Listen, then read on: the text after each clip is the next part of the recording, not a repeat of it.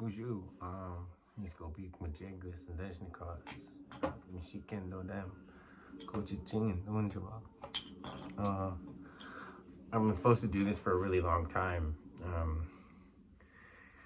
and I make a video on how I make frames and stretch canvases, just because it cuts down on costs for me in the beginning, so that I could paint more instead of having to buy like you know 20, 30, $40 canvases. And I really quickly went into like the great big ones, like the 60 by 48s, and big sizes, and those are like like $100 at like Michael's, and 5 pieces of lumber and some canvas is like $30. So it became a lot more cost effective for me to transfer my skills from like carpentry and construction from my life before to like now as in my life as an artist.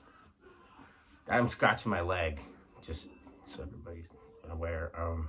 Being First Nations, a lot of allergies and got eczema and stuff, so it's like I'm covered in it.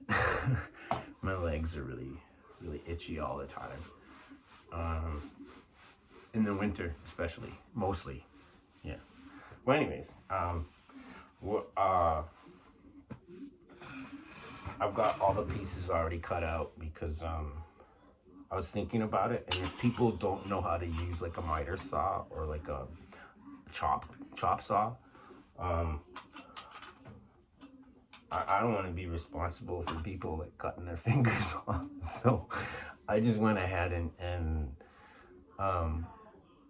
cut these ahead of time. So I have like 6 frames cut out ahead of time. They have beveled edges on both sides there. I have 2, 1 for each length. So this one here is going to be 20 by 30, and the rest are 24 by 36. That's actually kind of my preferred size of painting.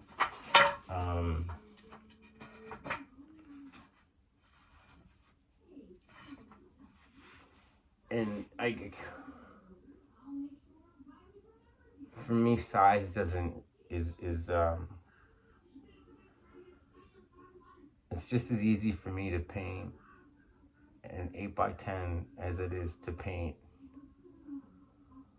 120 feet by 11 feet. Size and scale don't matter inside my brain. I don't know how else to say it.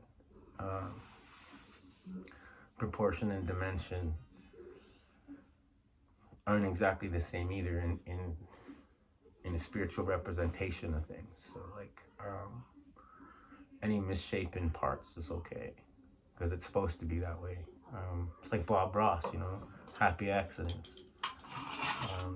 It's like Ojibwe, there are no mistakes. We don't even have a word for mistake. Everything happens for a reason. And I believe that when I'm painting, if I splatter some paint somewhere, it's just because something wants to go there. So that's a whole different other thing. So what I'm going to do now, I'll do the smaller one because it's just easier.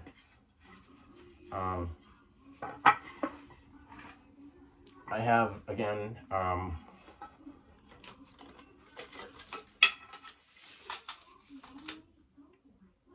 that's exactly 30 inches. And that's exactly 20 inches. I try to use a compound miter saw, because that way, like the one I bought has a light on each side of the blade, so like you can see exactly where the blade's gonna cut on the wood. So I just have like my marks at my where I need it cut, and I just line up the shadow of the blade with that mark, and it cuts it perfectly every time. I use battery powered Milwaukee tools because I have a solar panel and a battery and an inverter in the back of my truck, so everything's powered by the sun. I also have this tool here. This is a 90-degree corner jig. I bought a whole bunch of different ones, but this is a Mastercraft one that I got at Canadian Tire. Of all places, it was at Yonge and Dundas when all my stuff was stolen. So I got 2 of them because it's easier to do. I find it's just to do 2 corners and then put them together. And there's your rectangle. So yeah, I'm gonna do that, I guess. I guess I don't really have a good angle on how to do this or whatever, because I'm just like kind of alone using my phone.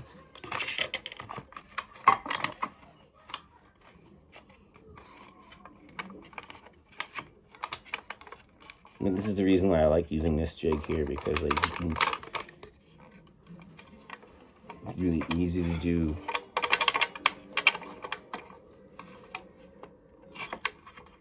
To line everything up absolutely perfectly, and it's just like hand screws. So I don't really know how to do this stuff. See, I can't see what I'm doing.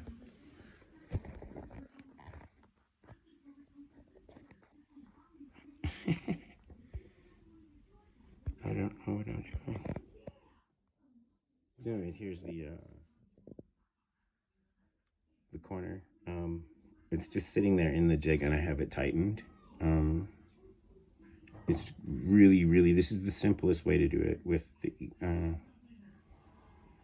tools that I found. I've like went to the Home Depot and, you know, Canadian Tire and every single place that I could find, and this is the easiest tool to use. And it's most widely available.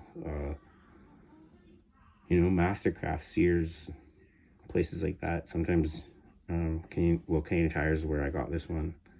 If I got it downtown Toronto, you know, pretty much every Canadian Tire across Canada is gonna have one. I got 2. Just because, I don't know. I'm kind of terrified of losing my stuff and like leaving myself out again. So I don't want to do that. So I've got 2, and yeah, okay, keep one with me and keep one where, you know, my studio shop space is. So from here, a lot of the times I put a staple in right there just to hold it in place. I don't need to do that. I need my drill.